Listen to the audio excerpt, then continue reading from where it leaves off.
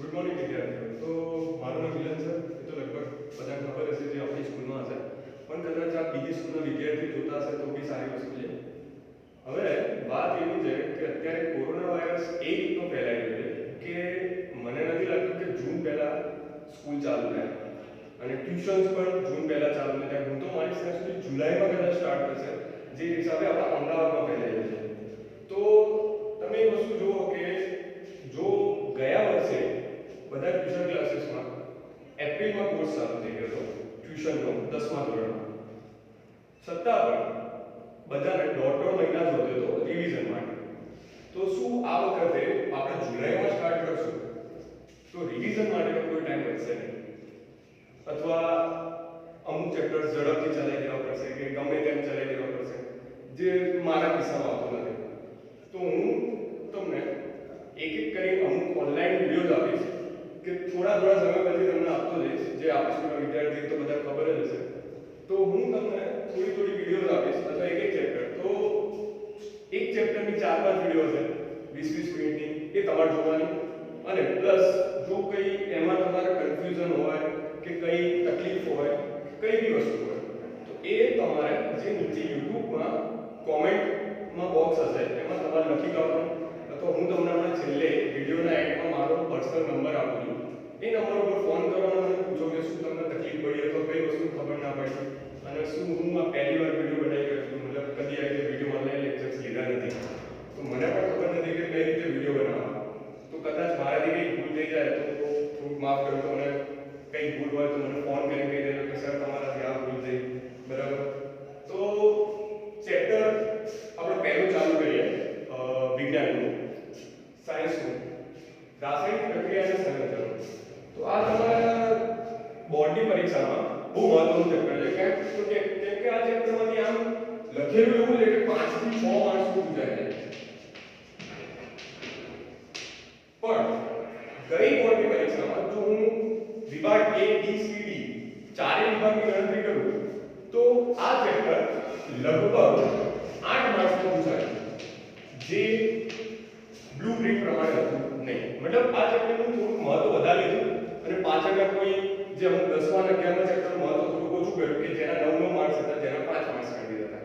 તો એનો મતલબ હવે એટલું ખબર પડી કે બ્લુપ્રિન્ટ પ્રમાણે કઈ વસ્તુ નથી હોતી નથી. તો આ ચેપ્ટરમાં જે મહત્વના પોઈન્ટ છે તેના ઉપર લખાવ કે આપણે કેટલું ચલાવીશું અને કઈ રીતે ચલાવીશું અને કઈ વિડિયો કેટલું ચલાવીશું. તો સૌથી પહેલા આ ચેપ્ટરની અંદર આવશે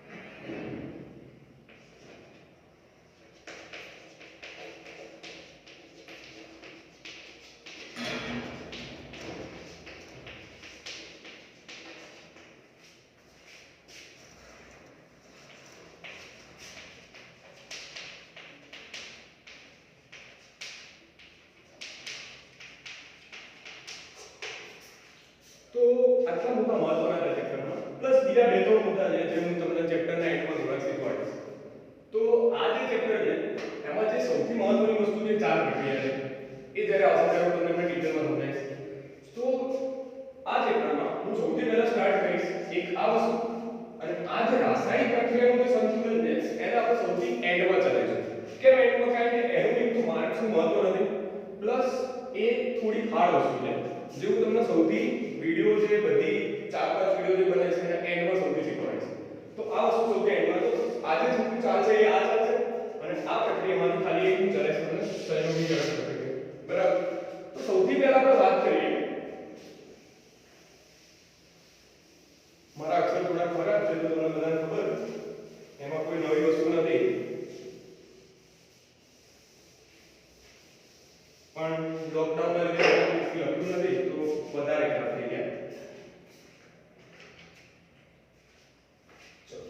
તો સૌથી પહેલા રાસાયણિક પ્રક્રિયા અને સંયોજનના ચેપ્ટરનું નામ છે. તો રાસાયણિક પ્રક્રિયા શીખતા પહેલા એક વસ્તુ સમજીએ કે પ્રક્રિયા કોને કહેવાય. તો પ્રક્રિયા કોને કહેવાય, એની કોઈ એવી વ્યાખ્યા નથી. મારી જોડની બી ભૂલ હોય શકે, બરાબર, એકદમ 100% કહું તો રાસાયણિક પ્રક્રિયા કોને કહેવાય એની કોઈ વ્યાખ્યા એ બની નથી. પણ જો હું તમને એકદમ સરળ શબ્દોમાં કહું તો કોઈ બી પદાર્થ ઉપર હું કોઈ ક્રિયા કરું, જેમ કે ચોક છે, હું ચોકને તોડ દઉં તો મેં પદાર્થ પર પ્રક્રિયા કરી કહેવાય. તો કોઈ બી પદાર્થ પર હું પ્રક્રિયા કરીશ, કોઈ બી પદાર્થ પર હું કોઈ ક્રિયા કરીશ, એને શું કહેવાય, પ્રક્રિયા. કોઈ પણ પદાર્થ પર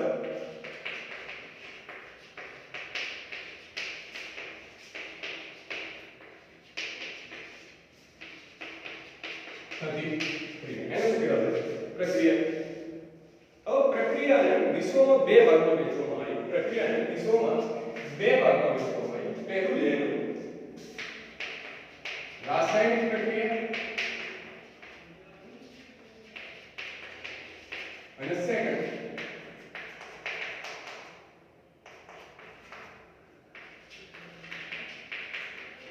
ભૌતિક પ્રક્રિયા. રાસાયણિક પ્રક્રિયા અને ભૌતિક પ્રક્રિયા. તો આ જે બે પ્રક્રિયા છે, પ્રક્રિયાને બે ભાગમાં વહેંચવામાં આવી. રાસાયણિક પ્રક્રિયાઓ અને ભૌતિક પ્રક્રિયાઓ. હવે કોઈ બી પ્રક્રિયા એ રાસાયણિક પ્રક્રિયા છે કે ભૌતિક પ્રક્રિયા, એવી આપણને કઈ રીતે ખબર પડશે?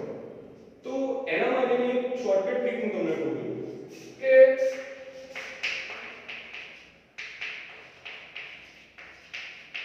જ્યારે ભૌતિક પ્રક્રિયા હોય તો એમાં ખાલી આકાર બદલાશે. શું બદલાશે?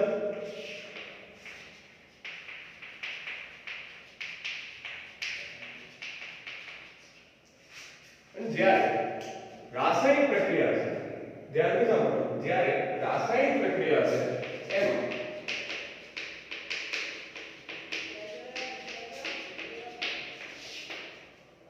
પહેલું આકારમાં પરિવર્તન, બીજું રંગમાં પરિવર્તન, આકાર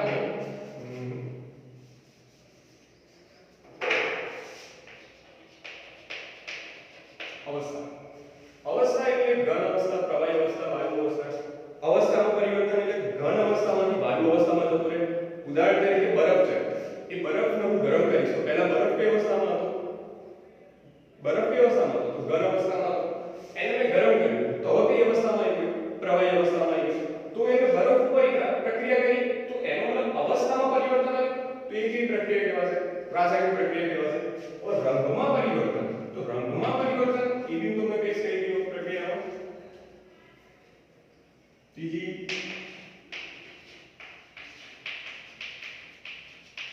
તાપમાનમાં પરિવર્તન. તો જ્યારે આ ત્રણમાંથી કોઈ એકની વસ્તુ થઈ જાય તો એ પ્રક્રિયા કહેવાશે રાસાયણિક પ્રક્રિયા. અને જ્યારે ખાલી આકાર બદલાશે, ખાલી માત્ર આકાર બદલાશે, એને શું કહેવાશે? ભૌતિક પરિવર્તન. વિડિયોને પોઝ કરો અથવા તમને 1 મિનિટ આપું તો આટલું લખી કાઢો, બરાબર, પછી આપણે આગળ જઈએ.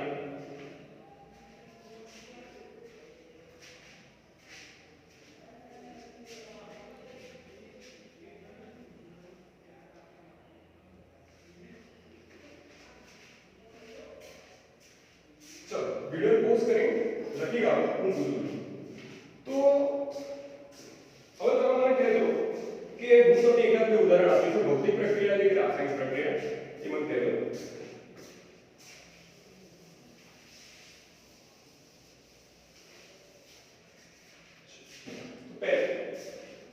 હવે જેમ કે આ ચોક છે, બરાબર, આ ચોકને મેં તોડ્યો, બે ભાગમાં કર્યો, તો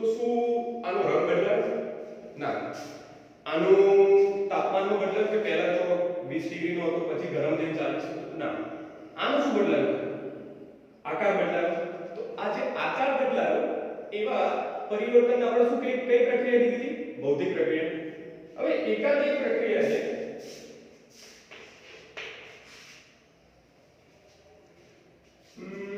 ચલો ખોરાકનું રાંધવું.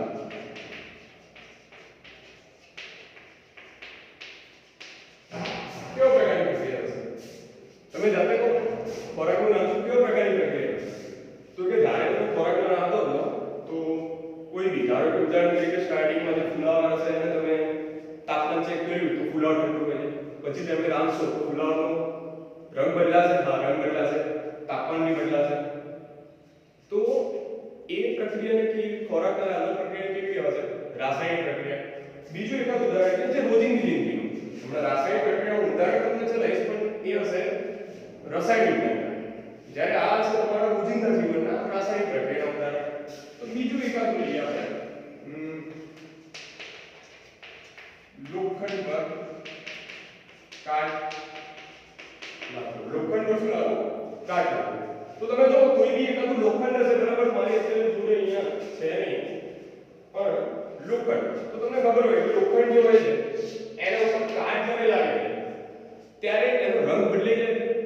હા, રંગ બદલાઈ જાય છે. કઈ રીતે?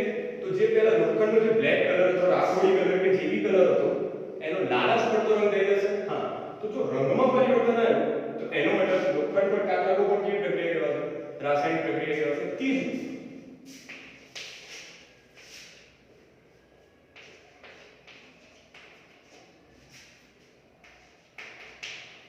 દૂધનું ફાટવું.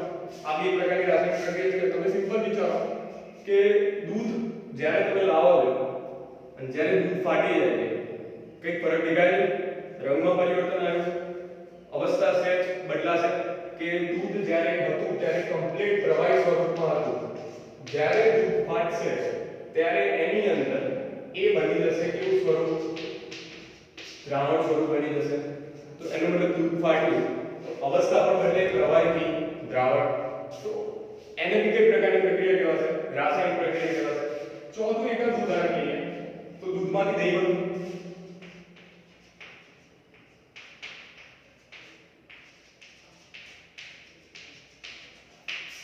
સ્વાદમાં પરિવર્તન આવશે.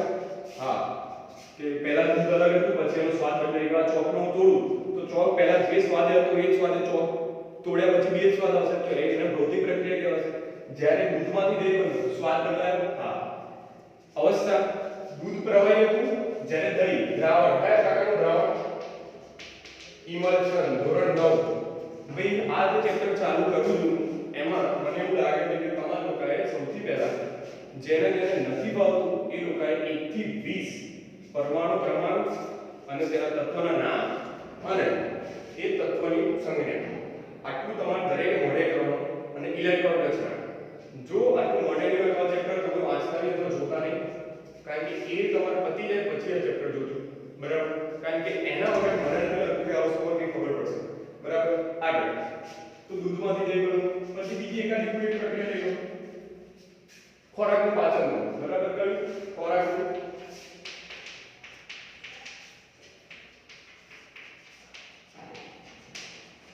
ખોરાકનું શું થવું? પાચન થવું. તો આપણી પ્રકારની કેવી પ્રક્રિયા કહેવાશે? રાસાયણિક પ્રક્રિયા કહેવાશે. તમે જોઈ લો ખોરાકનું પાચન થાય રાસાયણિક પ્રક્રિયા. બરાબર? કેમ? તો કે જે ખોરાક પહેલા જેવા સ્વરૂપે હતો, ધારો કે કોઈ બી ખોરાક તમે બટાકા લો, ગમે તે કોઈ બી વસ્તુ લો, એ પહેલા કેવા સ્વરૂપે હોય છે? તો કે પહેલા એ સ્વરૂપ હોય છે ઘન. પછી તમે જ્યારે ખોરાકનું પાચન કરો છો ત્યારે એ કેવા સ્વરૂપે આવી જાય છે? દ્રાવણ સ્વરૂપે આવી જાય છે, અથવા જેલ સ્વરૂપે આવી જાય, ઇમલ્શન સ્વરૂપે આવી જાય છે. તો એ ઘનમાંથી બીજા કોઈ સ્વરૂપમાં ગયો?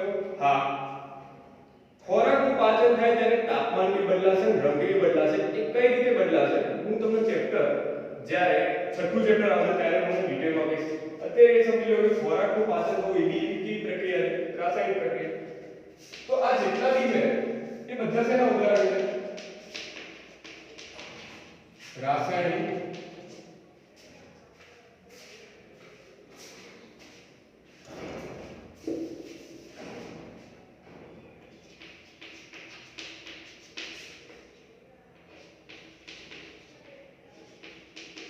રાસાયણિક પ્રક્રિયા ઉદાહરણ અને એવી કેવા રોજિંદા જીવનમાં કોઈ મોટા એક્સપેરિમેન્ટ કરેલા નહીં, એક્સપેરિમેન્ટ કરેલા બી આપણે હમણાં શીખવાડીશું બરાબર, પણ આ કે રોજિંદા જીવનના રાસાયણિક પ્રક્રિયાના ઉદાહરણ કે જે સામાન્ય રીતે આપણે રોજબરોજની જિંદગીમાં જોતા હોઈએ. બીજા ચૂનાનું ઘોળવું બરાબર, એ બી એક રાસાયણિક પ્રક્રિયા થઈ ગઈ બરાબર. પછી જે કડી ચૂનો એને તમે પાણી નાખો તો કેવો ચૂનો બની જાય, એ બી એક રાસાયણિક પ્રક્રિયા છે. કોલસો તમે સળગાવો એ બી એક રાસાયણિક પ્રક્રિયા. તો ઘણી બધી રાસાયણિક પ્રક્રિયા છે. દુનિયાની 70% પ્રક્રિયા કેવી હોય છે? રાસાયણિક પ્રક્રિયા હોય છે. આ ધ્યાન રાખજો. તો આ જે રોજિંદા જીવનની રાસાયણિક પ્રક્રિયા, પરીક્ષામાં એક સવાલ પૂછાય છે કે રોજિંદા જીવનમાં કઈ કઈ રાસાયણિક પ્રક્રિયાઓ થાય છે, 2 માર્ક્સમાં પૂછાય. તો આટલું તમારે લખી કાઢવાનું, વિડિયો પોઝ કરો અને લખી કાઢો બરાબર. ચલો તો હું આગળ જાઉં છું, તમે પોઝ કરી લખી કાઢો.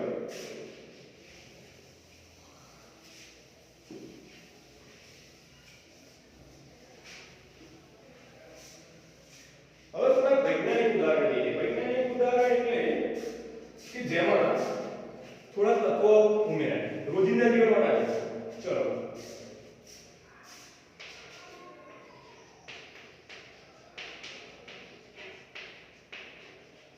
મેગ્નેશિયમ ખબર બધાને? મેગ્નેશિયમ ખબર ને દરેકને? હા, પરમાણુ ક્રમાંક 12 કયો? સંજ્ઞા Mg, પરમાણુ ક્રમાંક 12. તો મેગ્નેશિયમની પટ્ટી આવે છે બરાબર. મેગ્નેશિયમની જે પટ્ટી ને આપણે શું કરીએ છીએ? સળગાવી દઈએ. મેગ્નેશિયમની પટ્ટી સળગાવવામાં. તો મેગ્નેશિયમની એક પટ્ટી છે મારી જોડે, એનો હું સળગાવીશ. મતલબ સળગાવીશ એટલે કોના જોડે પ્રક્રિયા કરી? વિચારો કયો વાયુ, હું કોઈ બી વસ્તુ સળગાવું છું તો એના માટે કયા વાયુની જરૂર પડે છે? એક વાયુ છે જેના વગર આગ લાગે જ નહીં. કયો? વિચારો. ઓક્સિજન. કયો? ઓક્સિજન. આમ બી આપણે ધોરણ 8 માં શીખેલા મેથ્સ શીખવાડ્યું કે મેગ્નેટ કોઈ બી વસ્તુને સળગાવવું એનો મતલબ એની કોના જોડે પ્રક્રિયા કરી કહેવાય? ઓક્સિજન જોડે. કોના જોડે? ઓક્સિજન જોડે. તો ધારો કે ચલો મેગ્નેશિયમ એટલે સંજ્ઞા કઈ? Mg. એની કોના સાથે પ્રક્રિયા કરું છું? ઓક્સિજન સાથે. કોની સાથે પ્રક્રિયા કરું છું? ઓક્સિજન સાથે. એટલે ઓક્સિજન કેવા સ્વરૂપે હશે? દ્વિપરિમાણીય સ્વરૂપે હશે એટલે O2. તો મેગ્નેશિયમની પટ્ટીને જ્યારે હું સળગાવું છું તો આપણે યાદ કરો ધોરણ 8 માં આવતું હતું ધાતુની ઓક્સિજન સાથેની પ્રક્રિયા. મેગ્નેશિયમ ધાતુ છે. હા, કઈ રીતે ધાતુ છે? તો કે એનો પર ઇલેક્ટ્રોન રચના 2 8 2. તો છેલ્લી કક્ષામાં કેટલા ઇલેક્ટ્રોન આવેલા? 2. ધોરણ 9 માં મેં કીધું કે છેલ્લી કક્ષામાં 1 2 અને 3 ઇલેક્ટ્રોન આવેલા હોય તો એક એવી પ્રક્રિયા કહેવાશે. આ એક કયો પદાર્થ કહેવાશે? ધાતુ પદાર્થ કહેવાશે. અને છેલ્લી કક્ષામાં 5 6 અને 7 ઇલેક્ટ્રોન આવેલા હોય તો એ કેવું કહેવાશે? અધાતુ કહેવાશે. તો આ મેગ્નેશિયમ કેવું છે? ધાતુ છે. તો ધાતુની ઓક્સિજન સાથેની પ્રક્રિયા ધોરણ 8 યાદ કરો શું? તો કે ધાતુની ઓક્સિજન સાથે પ્રક્રિયા કરતા ધાતુના ઓક્સાઇડ બને છે. શું બને છે? ધાતુના ઓક્સાઇડ. એટલે આ શું બનશે? Magnesium oxide. શું બન્યું? Magnesium oxide. આ શું છે? મેગ્નેશિયમ. આ શું છે? ઓક્સિજન. ચલો હવે બીજી વસ્તુની આપણે ધોરણ 10 માં ટેવ પાડશું, જે પાડવી જ પડશે. કારણ કે બોર્ડમાં માર્ક્સ કપાય જ્યારે તમારા 95 ઉપર માર્ક્સ જતા હશે ત્યારે નાની નાની વસ્તુના માર્ક્સ કપશે. કઈ ટેસ્ટ? તો કે મેગ્નેશિયમ કેવો પદાર્થ છે? તો કે ઘન પદાર્થ છે. તો શું આવશે? S.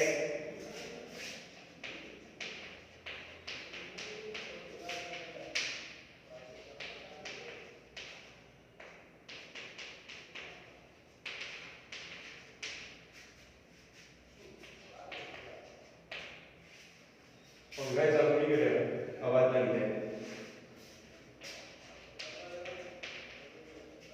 बराबर. तो જ્યારે ઘન પદાર્થ હોય ત્યારે નીચે શું લખું? S. પ્રવાહી પદાર્થ હોય ત્યારે શું લખું? N.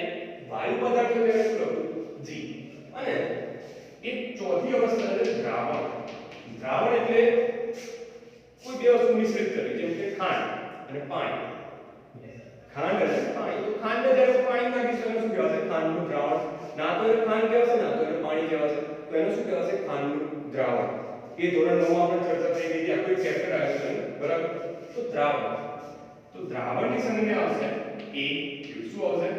A અને Q. તો મેગ્નેશિયમ સોલિડ, ઓક્સિજન કેવું આવશે? વાયુ. અને મેગ્નેશિયમ ઓક્સાઇડ એટલે જ્યારે હું પટ્ટીને સળગાવીશ, તમે કોઈ બી કાગળની પટ્ટીને સળગાવો તો શું થાય? રાખ થઈ જાય, અથવા કોઈ બીજી કોઈ પટ્ટી સળગાવશો તો કેવી રાખ થઈ જશે. તો આ મેગ્નેશિયમ પટ્ટીને બી તમે સળગાવશો તો શું થઈ જશે?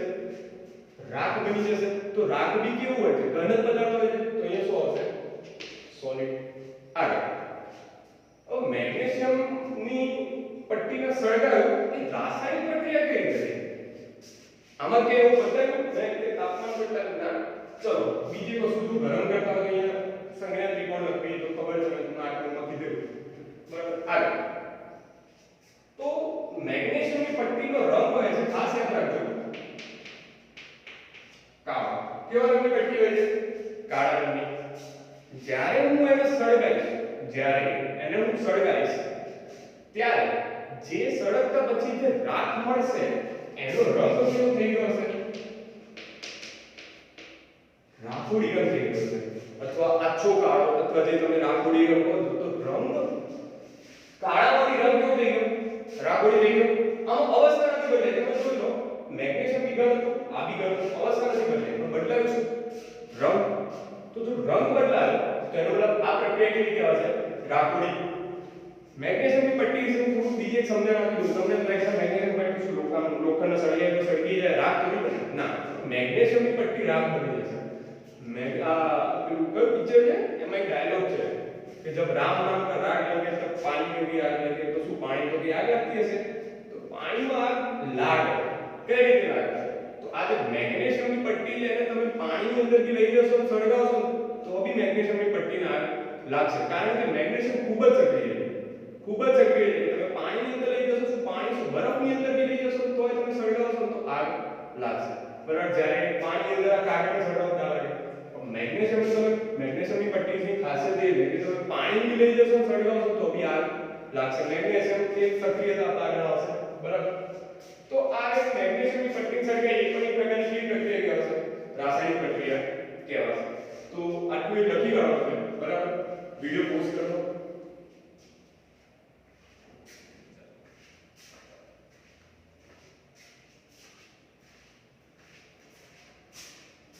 તો હવે આજના પૂરતું આટલું રાખીએ કેમ કે આ પહેલો દિવસ છે તો હું થોડું તૈયાર નથી કરેલું બરાબર. તો આજના દિવસ માટે આટલું રાખીએ. કાલે આનાથી આગળ જે રાસાયણિક પ્રક્રિયાઓના જે પ્રકાર બતાવ્યા હતા બરાબર એ પ્રકાર આપણે સમજીશું બધા જ વારાફરતી વાર. આપણું સ્કૂલની તમને તો આદત ખબર જ છે કે હું એકદમ શાંતિથી ચલાવું છું. એક ટોપિક જ્યાં સુધી તમને મગજમાં નહીં ઉતરે ત્યાં સુધી બીજો નહીં કરો બરાબર. તો પહેલા મગજમાં ઉતારો. પ્રક્રિયા કોને કહેવાય? રાસાયણિક પ્રક્રિયા કોને કહેવાય? કઈ ભૌતિક પ્રક્રિયા કોને કહેવાય? ઉદાહરણને લખા એ સમજો. અને એક આ ઉદાહરણ સમજો કે આને બી રાસાયણિક પ્રક્રિયા કહેવાય. હા, કારણ કે શું રંગમાં પરિવર્તન આવ્યું તો આને બી રાસાયણિક પ્રક્રિયા કહેવાય. તો આ એક વસ્તુ સમજો. આજે ખાલી પહેલો દિવસ હતો એટલે થોડુંક મેં નાનું લીધું. કાલથી આપણે થોડુંક મોટી વિડિયો લઈશું, અડધો કલાક જેથી તમને વધારે ખબર પડશે બરાબર. તો આજ પૂરું આટલું રાખો બરાબર. અને ઘરે તમે બધા થોડું પોતાનું ધ્યાન રાખો, સ્વસ્થ રહો, કોઈ બહાર ન ફરો. કારણ કે મને ખ્યાલ છે ત્યાં સુધી અહીંયા આટલા મોટેરાના એરિયામાં ઘણા કેસ આવ્યા છે બરાબર. તો બહાર નીકળવાનું ઓછું કરો બરાબર. બાય. અને હા, બીજી વસ્તુ કહેવા લાગી કે જેને બી કોઈ બી પ્રોબ્લેમ હતી તો હા તો મને ફોન કરવો હોય તો તમારું કાંઈ આ નંબર ઉપર ફોન કરી દેજો.